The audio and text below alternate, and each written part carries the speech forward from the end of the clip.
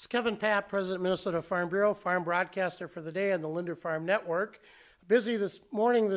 Our group was at EPA, and now we're in the office of Congressman Collin Peterson.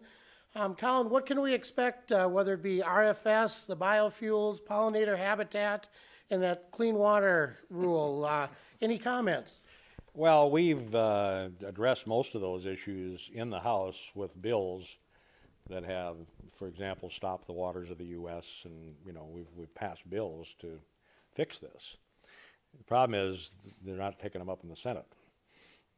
So in the case of waters of the U.S., we're trying to, we're relying on the courts to stop that. Now, they did. The court in North Dakota did stop it for 13 states, but now we're still tied up in that thing. So it's been frustrating because these are issues that are not in our jurisdiction. They're not in the Ag Committee's jurisdiction. So you have to go work with these other committees. You got people that are in charge of them that have no ag background or rural background, and it's a challenge. So I don't know, on the RFS, they've improved it a little bit. They're still not listening. They're still misguided, I think, in their whole approach to this. But Gina McCarthy, I think yesterday, the day before, did say that she's going to, the goal is to get it back to the statutory amount that was in the bill that we passed in 2007. So that was a positive sign. So it looks like at some point we may get back to 15 billion gallons. But, this EPA has been very difficult to work with, as you know. A lot of issues out there, whether it be water quality, water availability, things like that. In Minnesota, certainly buffers is one of those things we talk about, conservation efforts. Where do you see those efforts going as we are working together? How do we get everybody at the table together? I don't know how you do it. I think the buffer, is not a bad idea. We've had that law on the books, but the way they're going about it, I disagree with. And, just go in and, first of all, we don't even know what is going to be considered a ditch or a public waterway that needs to have a buffer. I think that's going to be one of the questions that have to be answered.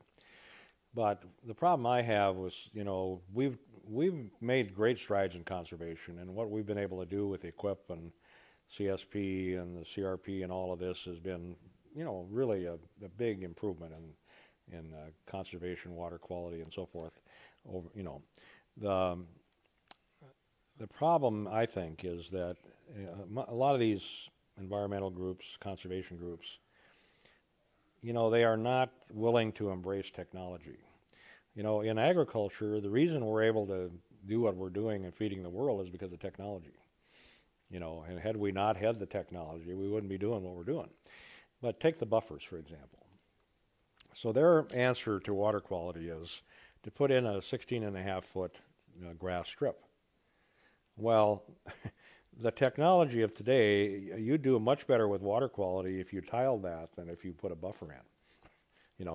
And if you tile it and put a tile in the buffer, they're telling me you have a 91% reduction in water quality problems. But some of these environmental groups fight that because it's not natural. It's like, it's just, I don't know how you get, it's like a religion with some of these people, and how you get them to come on board with stuff that makes sense. I don't know. It just, in some of these areas in this country, we have lost common sense. And maybe these people don't know enough about things to even be able to have common sense. I don't know, but it's frustrating. Well, we're reporting from the Office of Common Sense, the Office of Congressman Collin Peterson here in Washington, D.C. Thank you for your time. Thank you.